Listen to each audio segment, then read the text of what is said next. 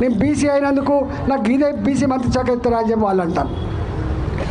వాళ్ళకు ఒక municipal administration minister రాదు, వాళ్ళకు రెవెన్యూ మినిస్టర్ రాదు, వాళ్ళకు బీసీ ఆర్థిక మంత్రి రారు, వాళ్ళకు ఒక బీసీ పెద్ద పోర్ట్ఫోలియోలు రావు.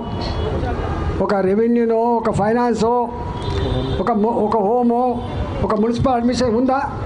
తెలంగాణ సమాజం ఈ సందర్భంగా డిబేట్ చేసుకోవాలని చెప్పి నేను వినమ్రంగా విజ్ఞప్తి చేస్తున్నా. కారు ఇలా ఉన్నదే 3 మంత్రులు. ఆ 3 మంత్రుల పోర్ట్ఫోలియోలు కూడా ఏమున్నాయో మనం చూస్తూ ఉన్నాం. ఇవాళ నామినేటెడ్ పదవులు ఉంటాయి. మీరు మాట్లాడుతున్న నిజమే అయితే మీరు బీసీల పట్ల మొసలి కన్నీళ్ళు కాకపోతే నేను అడుగుతా ఉన్న నామినేటెడ్ పదవులలో ఎంతమంది బీసీలకు నామినేటెడ్ పదవులు ఇచ్చిండ్రు, వాళ్ళకు ఏమేమి శాఖలు ఇచ్చిండ్రో మీరు చెప్పగలుగుతా అని చెప్పి అడుగుతున్నా. అందువల్ల మేము విమర్శ కోసం మాట్లాడుతున్నాను.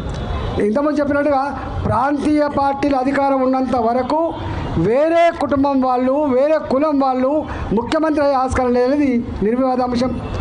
మీరు 50 ఏళ్ళు పాలించిండ్రు కాలే. ఒక బీజేపీ మాత్రం, భారతీయ జనతా పార్టీ మాత్రం ఇవాళ మొట్టమొదటిసారిగా స్వయంగా మోడీ గారు లాల్ బహదూర్ స్టేడియంలో మీటింగ్ పెట్టిండు. ఎన్నికల ముందు ఒక మాట ఇచ్చిండు వారు. ఏమని?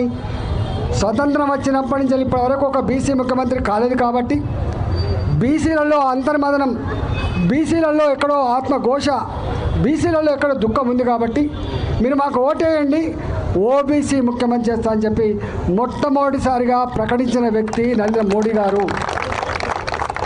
నేను అడుగుతా ఉన్నా, దీని మీద డిబేట్ సిద్ధంగా ఉన్నామని చెప్పి అడుగుతున్నాం.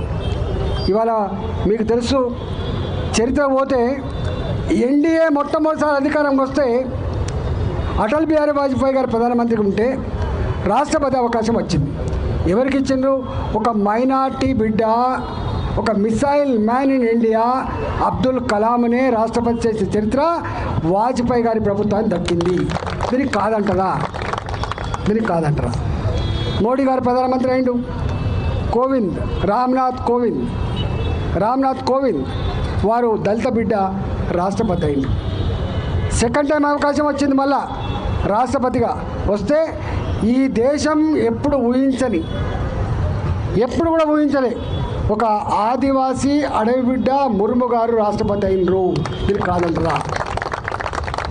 ఇదంతా పక్కకు పెట్టు.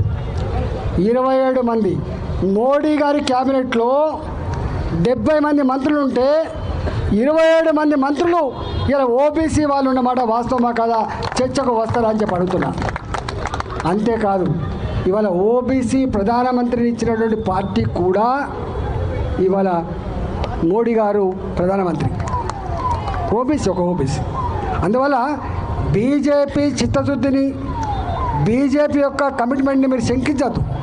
నేను అడుగుతా ఉన్నా, 30 సంవత్సరాలు మందకృష్ణ నాయకత్వంలో ఏబీసీల వర్గీకరణ కోసం ఉద్యమం జరిగితే వచ్చినట్టే వచ్చి ఫలితం మళ్ళీ చేజారిపోతే స్వయంగా మోడీ గారు హైదరాబాద్కి వచ్చి ఇంత పెద్ద జాతి ఇన్ని సంవత్సరాలుగా ఒక న్యాయమైన పోరాటం చేస్తున్నప్పుడు ప్రజాస్వామ్య వ్యవస్థలో ఆ ప్రజల యొక్క కోరిక నెరవేర్చాల్సి అక్కరుందని చెప్పి ఇవాళ ఏబీసీల వర్గీకరణను మాట ఇచ్చి అమలు చేసిన వ్యక్తి నరేంద్ర మోడీ గారు, భారతీయ జనతా పార్టీ కేంద్ర ప్రభుత్వం.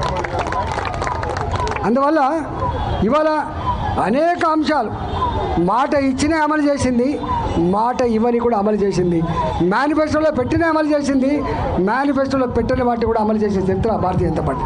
కాబట్టి మమ్మల్ని విమర్శించే ప్రయత్నం చేయకండి. నేను అంటున్నా వల్ల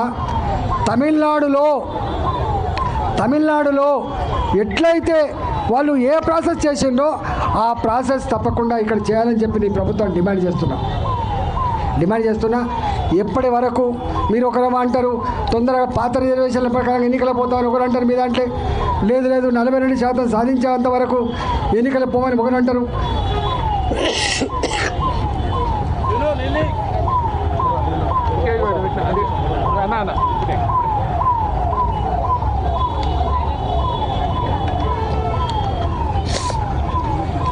పెద్ద కన్ఫ్యూజన్ నెలకొంది కాబట్టి దీని క్లారిటీ ఇవ్వాల్సిన బాధ్యత ప్రభుత్వం మీదనే ఉంటుంది.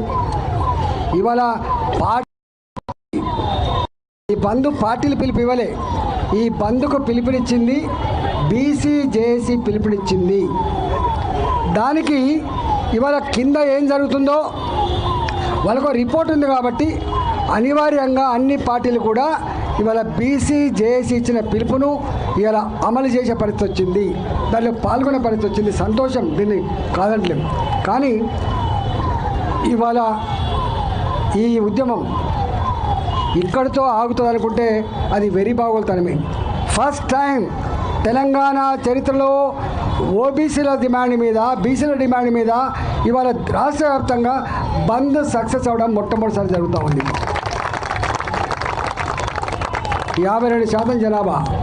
కాబట్టి ఈ బీసీల ఉద్యమం, బీసీల నాయకత్వంలో ఏర్పడే జేఏసీ రేపు ఇది ఒక్క 42% స్థానిక సంస్థ రిజర్వేషన్కే పరిమితం కాదు.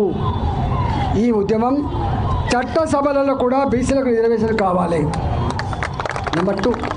నెంబర్ 3, మేము యాచించ